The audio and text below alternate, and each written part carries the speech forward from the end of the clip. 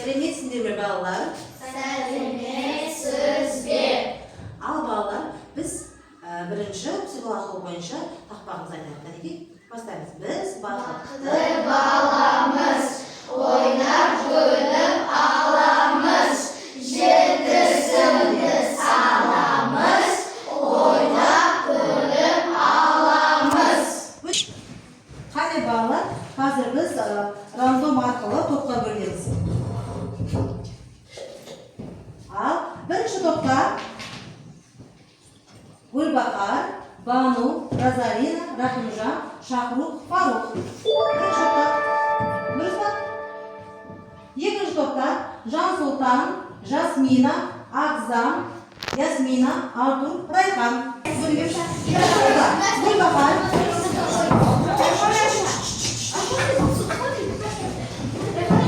Қане балалар, бүгін біз сендерге күнделікті бағалауды беремін. Бұл күнделікті сендер әрбір сұраққа жауап берген үшін бір балдан белгілеп отырасыңдар. Қазір одан кейін мен сендерді әрбір жауап бергендерің үшін бәйге бағалау арқылы бағалап отырамын.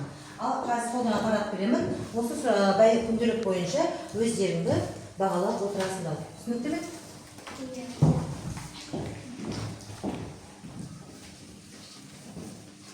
Ал енді балалар, олай болса, кім жылдам әдісі арқылы біз өткен тақырыпты пысықтап алайық. Ал үйге қазмесіндегі допты береміз, сендер сұраққа жауап берсіңдер.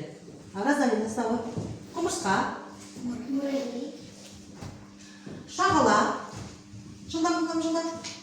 Шағала. Те жауап береміз. Кім жауап дайын? Кім дайын? Қолыңыздағы, кім дайын деген, біз дайын деген жауап береміз. Шағала. Чай. Мұхит. Екінші топта береді. Мұхит. Ясмина, мұхит. Те жылдам жауап береміз. Мұхит. Сөздік бойынша. Ал тағы қандай сұрақты білеміз балалар? Көгал.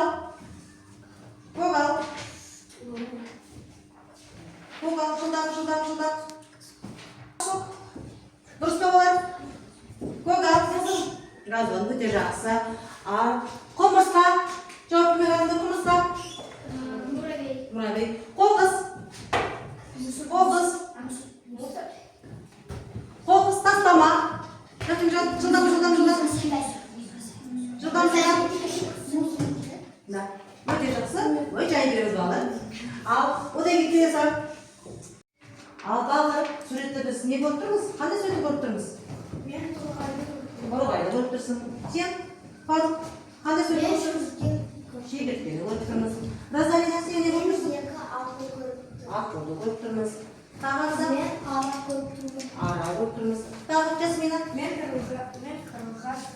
Қарлығаш. Әрине құс, қарлығаш құстар. Ал енді мына жерде құстарды көріп тұрмыз. Және балалар шегіртке, ара бұлар не? Жәндік. Сонымен балалар біздің бүгінгі тақырыбымыз құстар мен жәндіктер.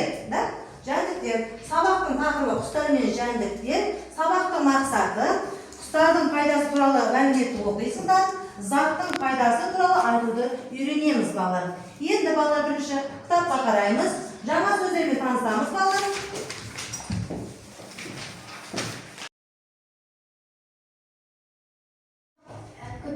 Көбелек. Дұрыс айтасың, өте жақсы.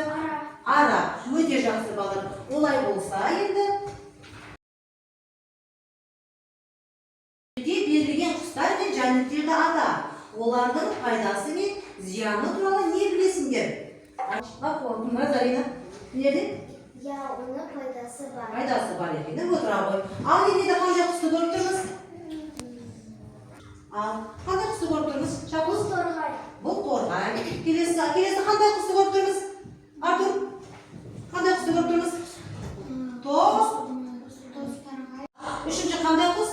Жансұлтан? Бұл тоқылдақ ағаштарды емдейді. Өте жақсы балалар. Олай болса, біз толығырақ мәлімет алайық. Әрине тоқылдақ орман дәрігері. Орман шаруашылығында пайдасы көп. Олар күн сайын бірнеше жүз зиянды жәндіктерді қырады. Әсіресе жаз айларында жәндіктермен қоректенеді екен. Ал зияны қыста шырша мен қарағайдың тұқымымен қоректенеді. Бәрін птичка қойып отыр, күнделікті қояйық. екінші. Ал балдар шегірткенің ағзасында пайдалы заттардың көп екенін айтады. Ет пен майдың орнын алмастыра алатындай жұғымдылығы бар, дәрумендері көп. Ал зияны шегіртке шаруаның қас дұшпаны. Олар 1-2 сағат ішінде мыңдаған астық алқабын жойып, жоқ қылып жібереді екен. Себебі бұл шегірткелер көктемде не істейді екен? Көбейеді екен. Олар шегіртке не жейді? Дәндерді жейді, астықтарды жейді екен. Ал балалар, енді біз кітапқа қараймыз. Жауапты жоғарыдағы суреттен тап еді. Біз енді құстар мен жәндіктерді естедік, білдік, түсіндік. Енді мен қазір осыны екі топқа оқытайын, осының жауабын айтамыз балалар. Кім оқиды бірінші топтан? Кітапқа қараңдар. Кітапта 146 бет, екінші тапсырмадағы өлеңді оқимыз. Сөйтіп, соның жауабын барлығымыз бірге айтамыз. Қанекей бірінші топта кім оқиды? Разарина, ол оқи ғой. Арам шөптің дәндерін көріп етіп жүремін, мақсатымда ондағы көбеймесін дегенім. Өте жақсы. Ал екінші топта кім оқиды екен? Артур, Райхана оқи ғой. Жәндік теңде егінді азат етіп жүремін, мақсатымда ондағы егін өсін дегенді. Бұл не? Ал балдар, бұның жауабы не екен?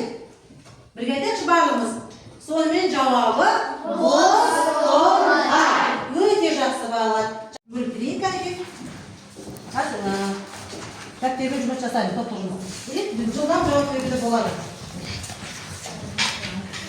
Үшінші тапсырма.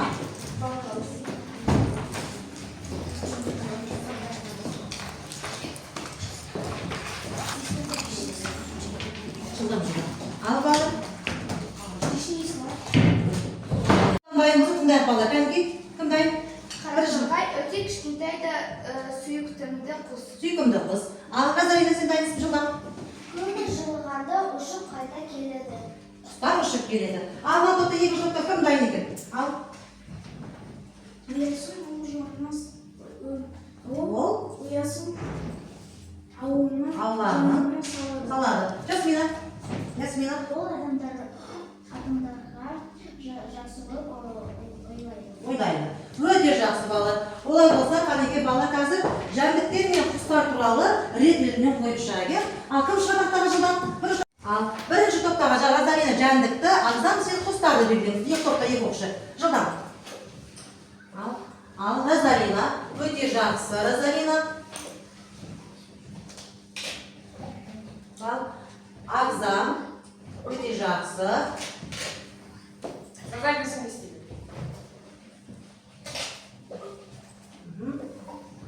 Жылдам аламыз кезекпен. Жәндіктер, құстар. Жарайсыңдар. Жылдам батамыз. Көбелек. Мына жерде ғана қосайын. Қоқиқаз, құмырсқа, тауық, жәндіктер, ара. Өте жақсы балалар. Ойнап ойнап. Біз оюлар бермейлер, бір сергі балайық,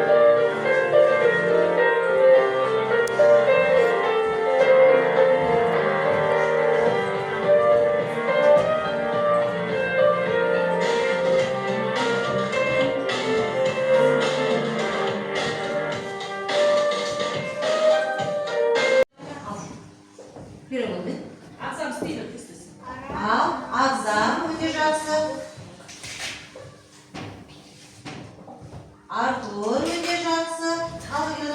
Намыстан жақсы жауап берді. Кәнекей, өте жақсы.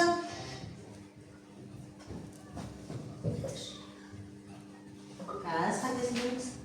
Жылдам өтегеніз.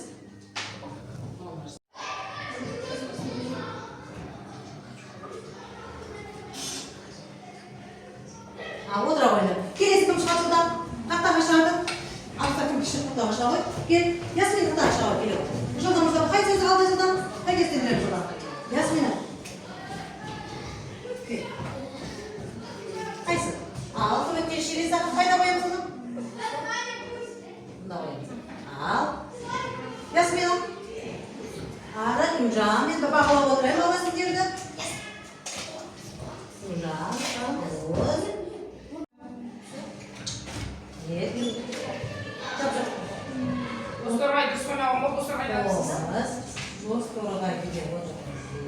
Ал, қайсы қол қайсы? Қайда? Ине. Ал, қайда қоямыз? Инені қайда қоямыз?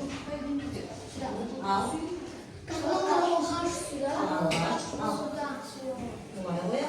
Ал, оны қайда қоямыз? Оны қайда қоямыз? Ал, орын ауысып кетті. Қалай? Ал, балдар, тексеріп көрейікші кәнеки. Мына жерде қайсы дұрыс емес балдар? Ал. Дұрыс емес екен.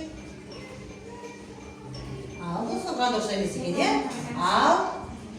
Қаншасы дұрыс екен бұл ішінде? Қайсы дұрыс? Осыны көгершін, түйе, аққолақ, торғай, бүркіт, сиыр деген сөздер бар. Осының ішіне керек артық сөздерді бөлек жазамыз. Бүгінгі тақырыпқа байланысты сөздерді теріп жазамыз ішіне. Қайда, жылдан отамыз.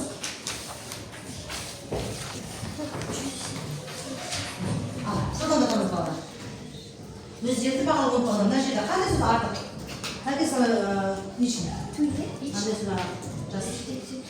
Бүгінгі тақырыпқа байланысты балалар, құстар мен жәндіктегі тақырыпқа қандай сөзді артық болды бұл жерде?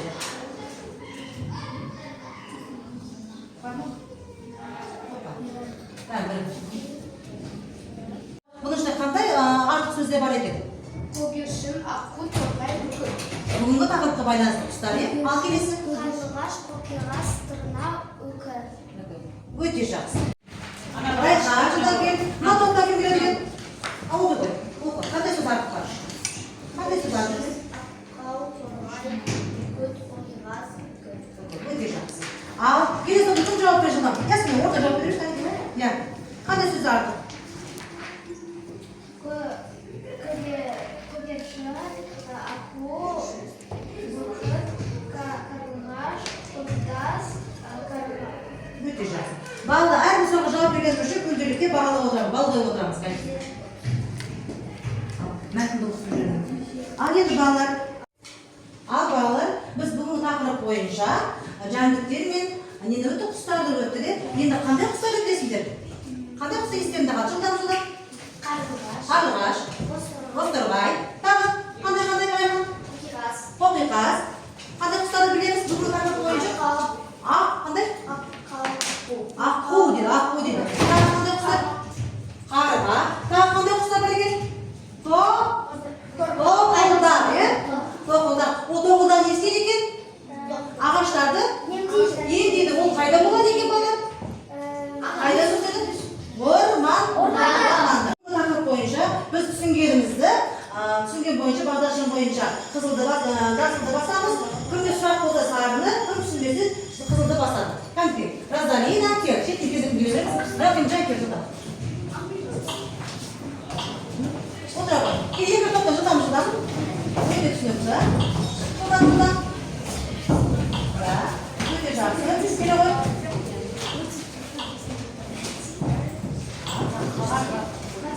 Өте жақсы ғой, бәрі түсініп. Үй тапсырмасы 48-ші беттегі 5-ші тапсырманы жазып келеміз. Себебі 2-2-ден 10-10-нан топтау сан есімдерді сурет бойынша топтап жазып келеміз. Сабақ түсінікті